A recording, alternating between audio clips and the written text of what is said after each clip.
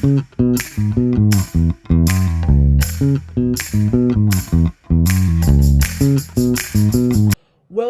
to Genzinomic, the podcast where history, money, and culture collide. We break down the economic events that shaped the past and still shape your wallet today, from the Great Depression to the price of your morning coffee even. No jargon, no lectures, just real stories that explain why the world costs and what it does, and how Gen Z fits into it. Every episode we uncover the connection between yesterday's market and today's headlines, so you can actually understand the economy you are living in. My name is Aiden, welcome to my channel. This is Gen Zinomic, where we make money talks and the things listen. And let's trace back to the time everything started, when everything collide, when everything refresh. The Great Depression. The year is 1928. If you live in America, life looked good, maybe too good. People were driving new cars, dancing to jazz, and buying their first radios. People believed the future would only go up. But in a way, it did, right until it didn't. Because just 1 year later, the dream came crushing down. The 1929 stock market crash didn't just destroy a fortune, it changed the entire world. But here's the real history.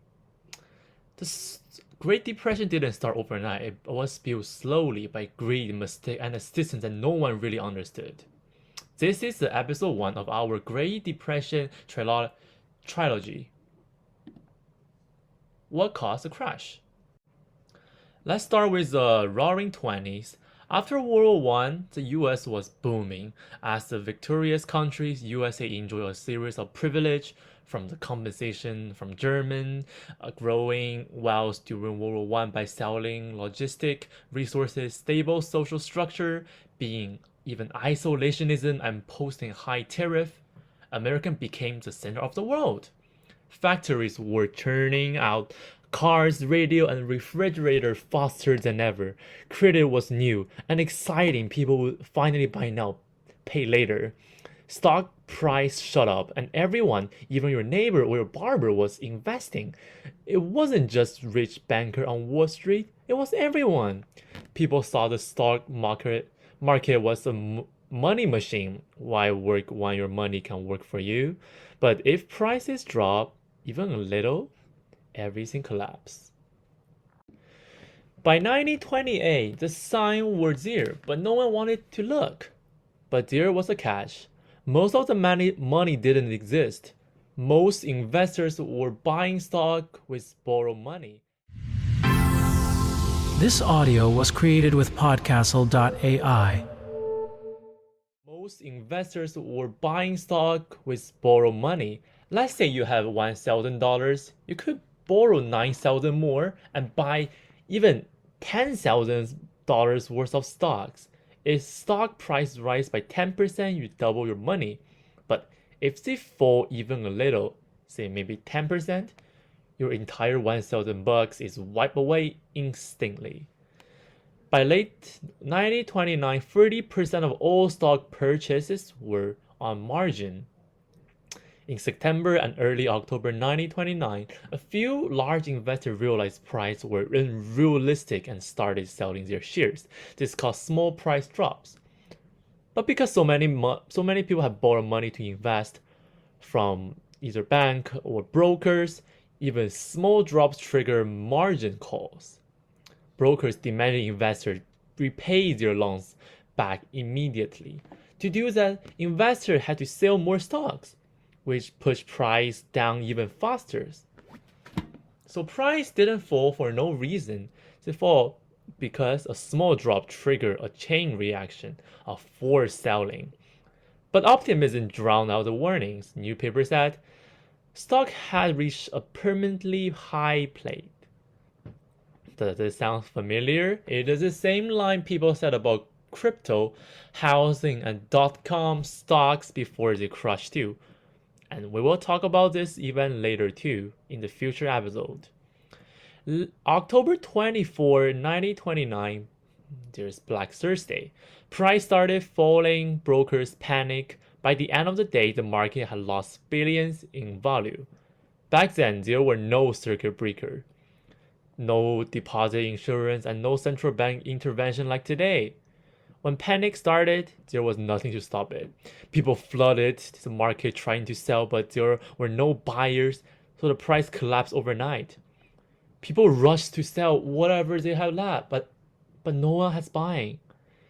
Bank failed overnight, factories shut down. Within a month, millions were unemployed. But just like that, the American dream turned into economic disaster. But the worst part, no one really know what to do next.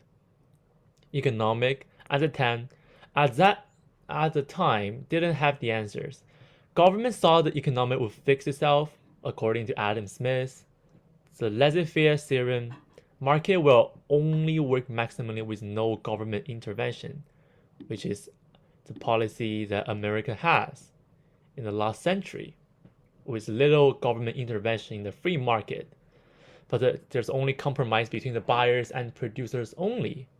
So at first, people believe that, or the government believes that the price will go back to normal. Instead, it just sank deeper. So what actually caused the Great Depression? The stock market crash just the spark. The real fire came from the deep inside the economy. Factories were producing way more goods than people could afford to buy. Farmers had overplanted crops, but price fell so low that wheat was worth less than the cost to grow it. And while companies may record profit, workers' wage barely rose. And what about the wealth gap? Massive. The top 1% owned nearly half of all money in America. Banks were small and unstable, loaning out people saving to fund stock market bets. If a few people wouldn't buy, the whole system wobbled. The rich keep spending, but the poor cannot keep up, and the economy ran out of a customer. When demand dropped, factories laid off workers. This audio was created with Podcastle.ai. When demand dropped, factories laid off workers and employee workers stopped buying things. This made demand drop even more. It was a vicious cycle, one that no one could stop. The reason that why we start the episode with Great Depression is because it gives the bigger picture of the history will actually repeat itself, in which is something that we will talk about in the future. The 2008 crisis, economic crisis, and the later on crisis that will even shape our life nowadays.